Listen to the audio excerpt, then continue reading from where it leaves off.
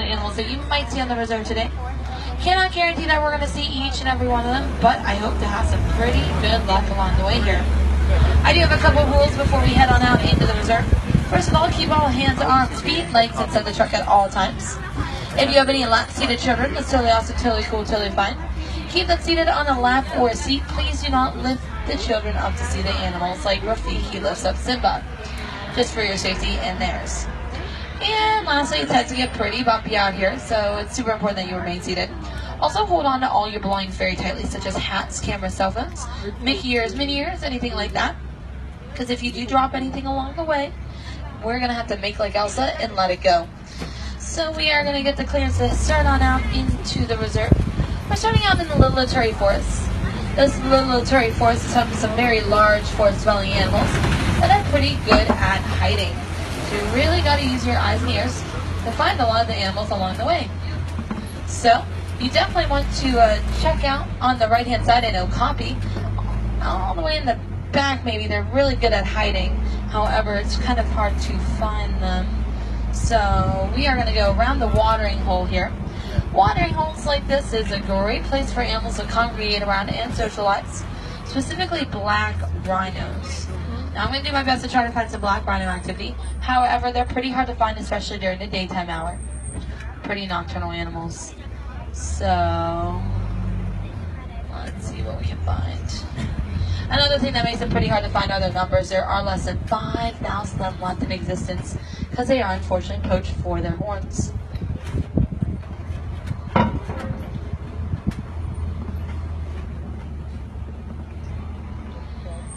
Not seeing too much. Actually, I do see one all the way in the back.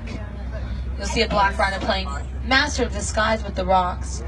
Now, there are less than 5,000 left in existence because poachers unfortunately go after their horns. Poachers want their horns because of the protein keratin that's in them. Many people believe that that keratin has a medicinal property or scientific value to it. There is really no proof it does anything. It's actually a very similar protein on human hair and fingernails. There's a lot of animals up ahead here.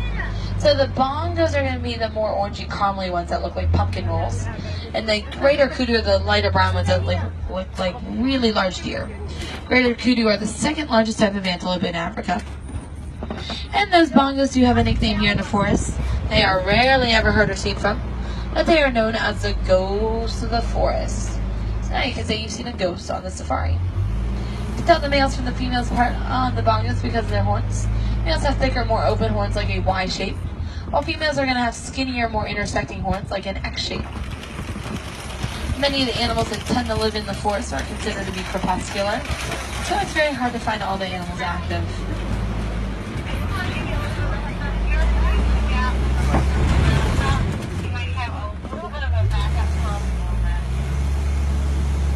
So I think we're going to move out of the forest into the river, the Safi River to be exact. This Safi River is going to be home to some Nile crocodiles and hippopotamus, a couple of my favorite animals along the way here. The key for looking for these hippos is going to be looking in the water. You got to look for the bubbles and the ripples, so that's going to be your best bet to finding them. Sometimes we get a pretty little lucky and we get to see them on land. However, since it is the daytime, we're probably going to see them in the water. They use the water as a form of protection. They are more vulnerable on the land during the daytime hours to the predators, so it's just a little bit of a safety concern. So we're going to look in this side of the river first. Look for bubbles and the ripples. Sometimes they kind of even look like rocks in the water. However, it's pretty hard to find them. If we don't see any on this side of the river, no worries. Hakuna Matata. The Safi River does split up ahead into two. So first there is a river on the right, and another head on the left. So we're going to scoot our boot down the river here to try to find some more hippos. We are going to be looking for a bloat of hippos. That is their group name, a bloat. They also like to stay in the water because it helps keep their body temperatures nice and cool from the heat.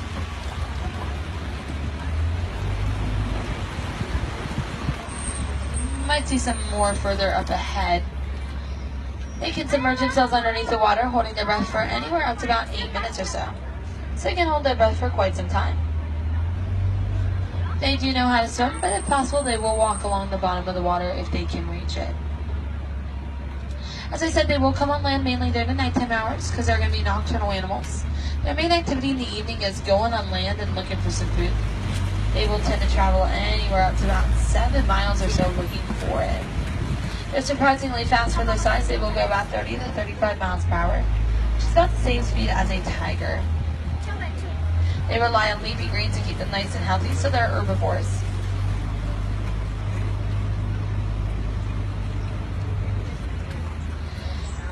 During the nighttime hour, they have a communication system called wheeze honking. Wheeze honking is a very unique sound that they make. It sounds exactly what it sounds like. It's a very loud honk. How their kind of voices work is that one dominant male will take and receive the calls, and he'll call back. Not seeing too much from the hippos, however, we are starting to get pretty close to some Nile crocodiles. We're going to head across this bridge. It looks pretty sturdy. Hopefully it stays that way. Because just below us are going to be some Nile crocodiles. You can even see how sometimes the Nile crocodiles will lay open with their mouths open. A lot of people think that's how they have to sleep, but it's actually them thermoregulating their body. So what that means is they're pushing in cold air and circulating in that cool air, pushing out the hot air, and it cools down their body temperatures. They can grow to be about 16 feet long, 500 pounds, and live to be about 40 years old or so. They do have longer lifespan. They're pretty dangerous animals. They have the ability to clear their drowning with 2,000 pounds of pressure per square inch. They also have a top running speed of about 10 miles per hour, and our truck only goes 8. So we are going to 20 out of here. They're one of 2 thermoregulators that are going to be on the reserve, so hopefully we'll see the others out here today. We're going to head straight for the savanna. The trees are starting to break up ahead, which is a pretty good sign that the savanna is coming up. This savanna is going to be home to millions of migrating animals each year.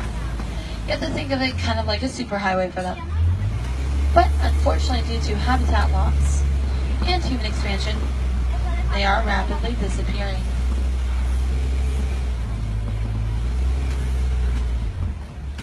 This is going to be home to some pretty famous animals in Africa, specifically giraffes, wildebeests, and elephants, just to name a few of them.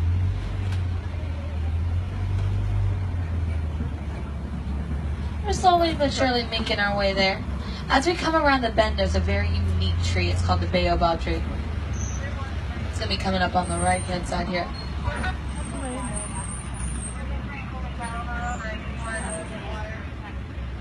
Now the baobab tree has a nickname. It's called the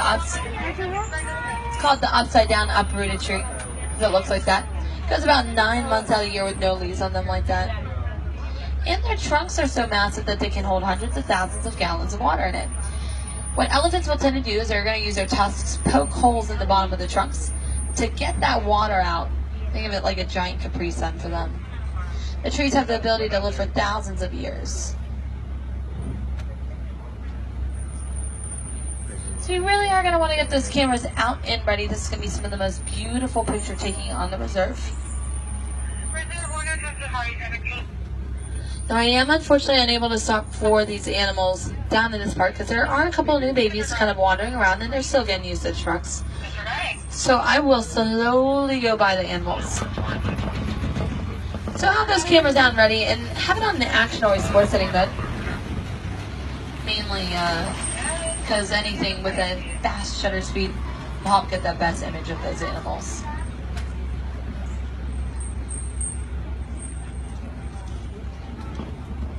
Lots of animals on the opposite side. Luckily for us, the savanna stretches on for hundreds and hundreds of miles.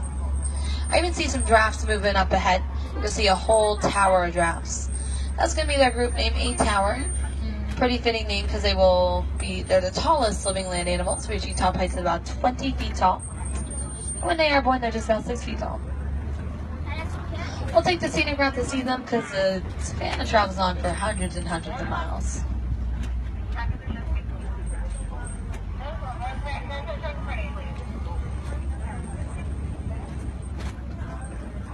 Let's see here.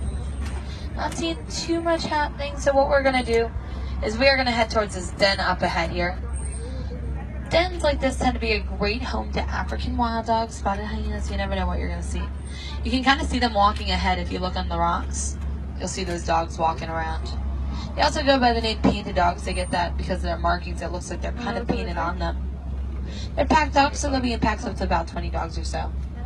And they are an endangered species mainly due to habitat loss. So it is reserves like these that do help protect them from any sort of danger that they may encounter.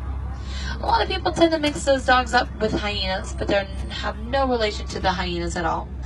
These are derived from a canine species. Hyenas are their own species. Hopefully we'll get a closer look at them. Sometimes when they're running around, you'll hear a faint chirping sound. That is going to be them communicating to one another. It's very, very faint, but it's a very unique sound that they make. It's their communication system.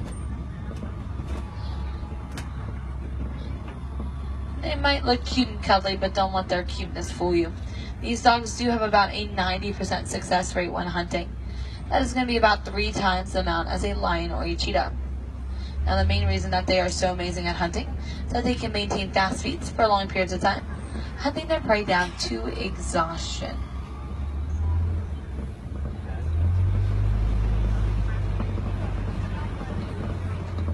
So you'll see those dogs across the way there. So you can really see them with their more tannish black and white markings on them. Slowly go by them.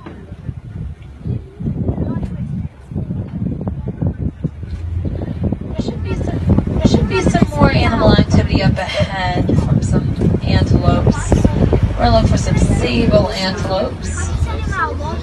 They're just gonna be kind of around the bend on the left. They're gonna be way back there with their curved horns. They look very regal and majestic. They're on the emblem of the Harambe Wildlife Reserve. Something that's pretty unique about them is their coloring. They're kind of a caramel auburn color. They actually don't start out that way. They're going to get darker as they get older. And the darkest ones within the herd are going to be male. There is one male that's darker than the rest of them. He is the male dominant. However, he can lose his dominance. If that does happen, he will lose his color as well. And the new male will take over that darker color. Their horns are very, very important to them, especially when protecting them from predators. What they'll tend to do is they'll get them on their front knees and use their horns to kind of leap up and take their predator off on top of them.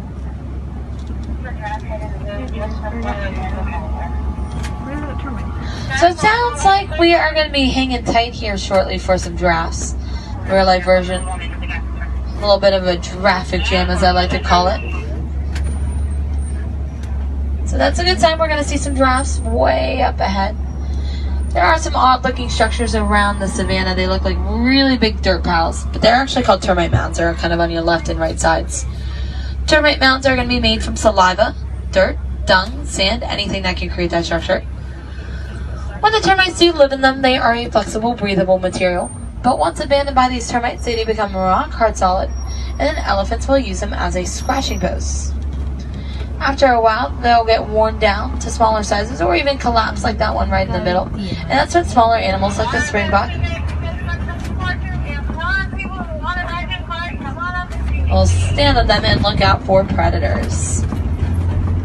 You might see some springbok. I'm seeing some wildebeest. You'll see some gray animals with some smaller horns. Those are called white-bearded wildebeest.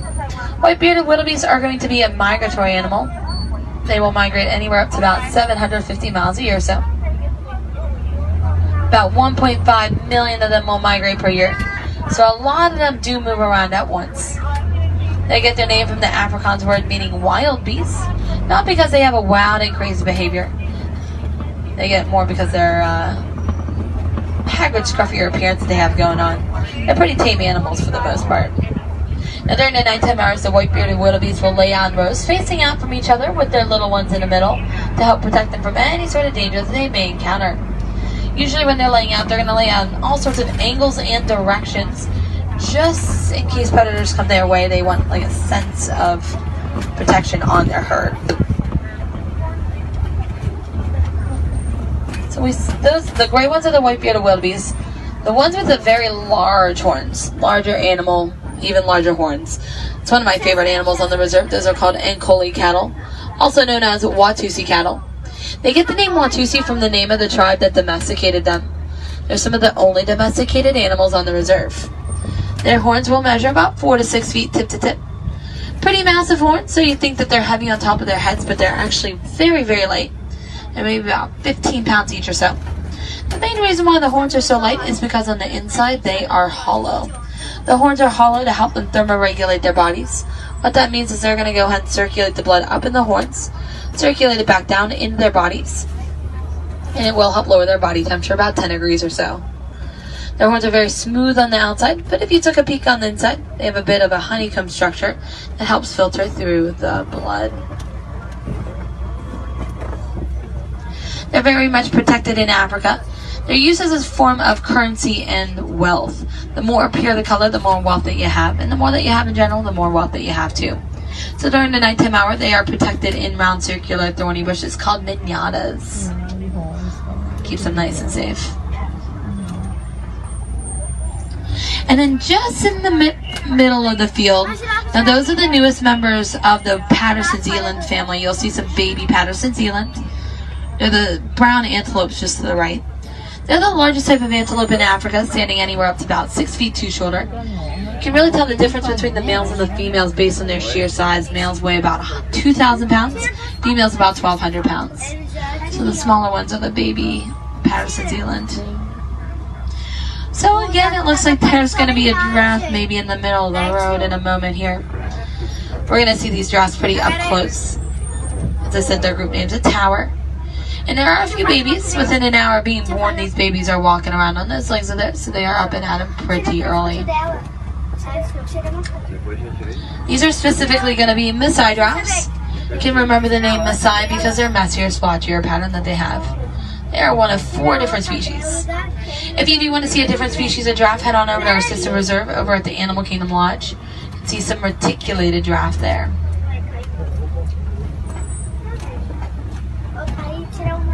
To give you a little bit of a glimpse into giraffes' daily activities, they will spend about 18 to 20 hours a day grazing, so eating. So when do they get that sleep? Well, they don't really sleep for too long in the day. They only sleep for about 30 minutes or so. They don't even take that snooze all at once. They're going to take a little power nap throughout the day at about 5-minute increments or so. Usually when they sleep, they're sleeping sitting up with their eyes open. So it's really hard to tell whether or not they are sleeping versus when they are.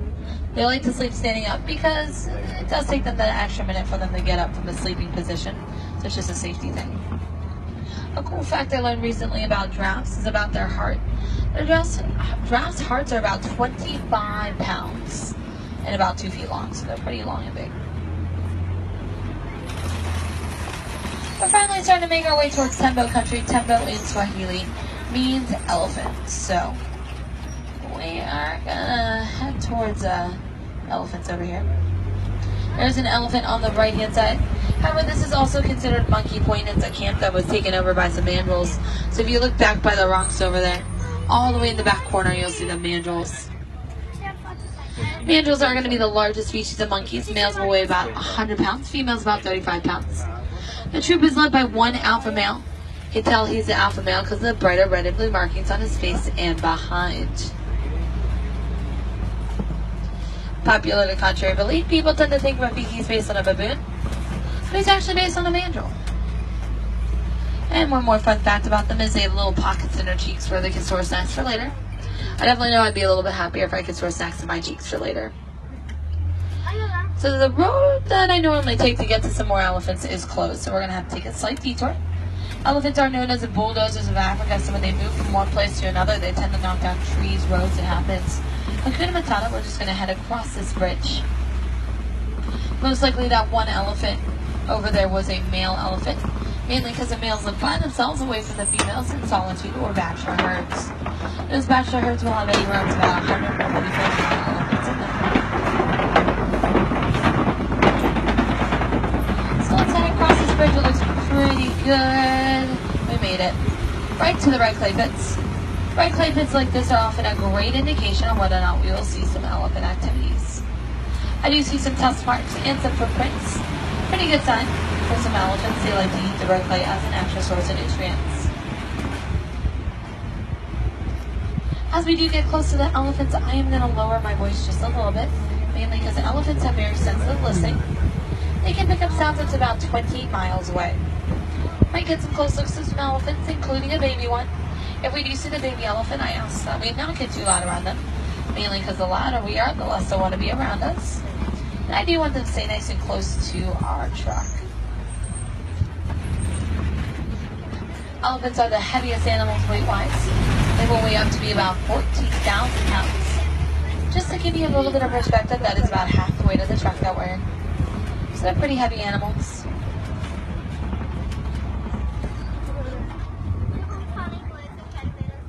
14,000 pounds is more than the end of a male elephant. Females probably weigh about 8 to 11,000 pounds.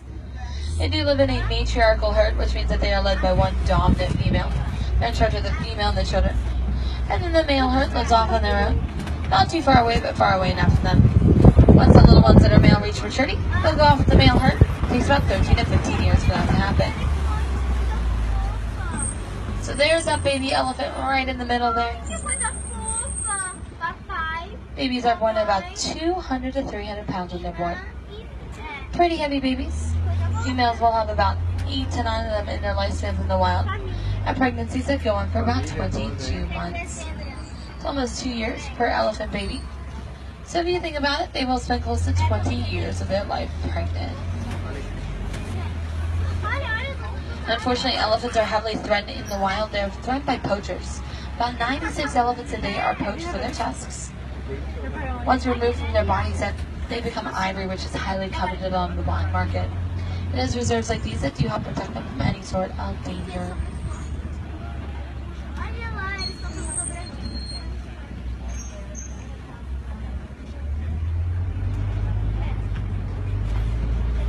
Famous bird on the left, greater flamingos.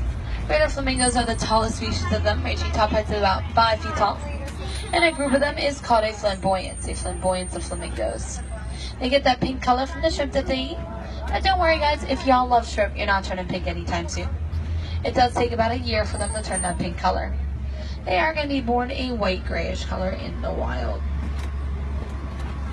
It's the beta carotene in the shrimp that turn them the pink hue. And then the tallest species of flamingos, so the colors spread out quite a bit more in their bodies, making them the lightest shade of pink.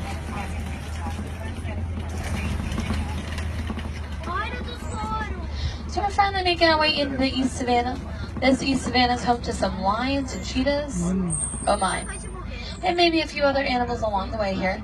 Just crossing the road up ahead, I saw a white rhino. This mud pit on the left is a pretty good sign for white rhinos. They love to roll around in the mud.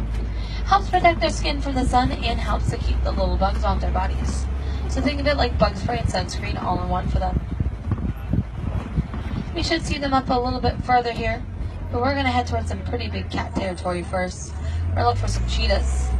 Now cheetahs are a little bit harder to spot because of their camouflage. Their coats help them blend in pretty well. So, really got to use your eyes to try to find them. I see the cheetahs. If you look straight kind of ahead in front of us on our left, you'll see the cheetahs kind of their heads popped up over there. Fastest land animals reaching top speeds about 65 to 70 miles per hour. They reach their speeds very quickly in about 0 to 3 seconds. They cannot hold that speed for very long, maybe about 300 feet or so. That's why they're called opportunistic predators, so they will go after the best shot for food rather than what they'd actually want to eat. They're maybe more diurnal hunters, so they hunt in the daytime hour. There's another cheetah kind of sitting up just to the left of those branches. This is going to be a white rhino. White rhinos are significantly larger than black rhinos, about 5,000 pounds, and diurnal, so more active in the daytime hour. They get their name white rhino not from the color that they are. They actually get it from the Afrikaans word vits, which means wide. They do have a much wider jaw, all the better for grazing. Just a little bit of a miscommunication when naming them, and white rhino just kind of stuck around.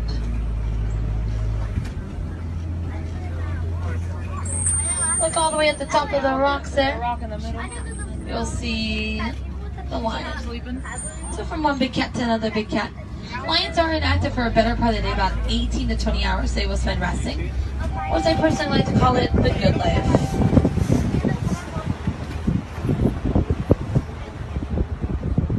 Their main activity in the evening is hunting. The hunting is primarily done by the female lionesses. They'll do about 90% of it, while the males do about 10% of it. Speaking of the male lion, you will see that male and another female on the opposite side of the rock. Look to your left, and all the way at the top of the rock, you'll see another female and the male. You can tell the age of a male lion based on the color of his mane. The lighter the mane, the younger he is. The darker the mane, the older he is. They do tend to hunt in the evening because they do have about 60% better vision in the low light, so they can see a whole heck of a lot better. And the Swahili name for lion is something you've heard before in a little movie called The Lion King, Simba. While the females are on hunting, the males stay back and watch over the rest of the pride. That is what they are responsible for. Their front paws are their offensive paws. That's what they use to hunt with. Their back paws are their defensive paws. That's what they use to protect themselves with.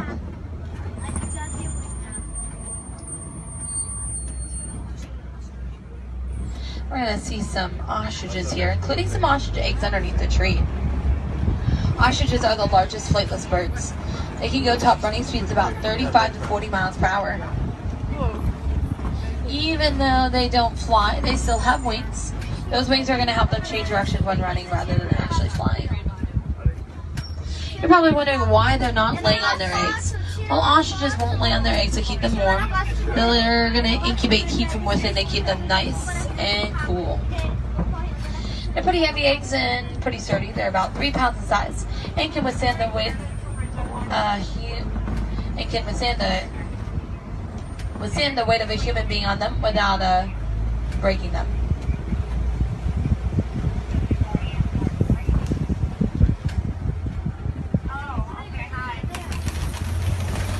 Finally making our way into the Magadi Glen. This Magadi Glen was all made possible with donations and contributions made to the Disney Conservation Fund. The Harambe Wildlife Reserve and Disney's Animal Kingdom work heavily in cooperation with them to make awesome things like this possible for us. There's a bird on the right that is going to be called a yellow-billed stork. Yellow-billed stork are a carnivorous bird, so they will often go in the water, mud, Mountain Nile, crocodiles, and hippopotamus, gather any of the creatures stored up in the mud as a source of food. I don't think we're going to see too much more happening right now, so we are going to start to make our way back to the Warren's Post. I think our 2-week safari did get cut short a little bit today, mainly for that detour that we took over the bridge. Who knew that 2 weeks could turn in about 20 minutes when you're having so much fun? I am going to be dropping off back to the Warren's Post in the village of Harambe. Harambe in Swahili means come together. So we have all come together here today to get to learn about these awesome animals and see them in their more natural habitats. We can do a really large part in protecting those habitats by doing a few small things at home. One of the main things that you can do is reducing, reusing, and recycling. I know you guys have probably heard that 100 bajillion times, but it's super important to do that, especially when it comes time to old electronics. By recycling old electronics such as cameras, cell phones, laptops, tablets, you really help our friends like the giraffes and the elephants keep their homes nice and safe from any sort of danger. Once again, my name is Mary. I do want to thank each and every one of you again for coming out and visiting us here at Kilimanjaro Safaris, because when it comes to safaris, we like to go wild. Another thing that we say is that no two safaris will ever be the same. Now here in Harambe, we do not say goodbye. That is far too sad, far too final. So rather we say Kwaherini. Kwaherini means go well. So go well, go wild, but not too wild, and have a great day at the Animal Kingdom. Welcome back there, ladies and gentlemen, folks on the right.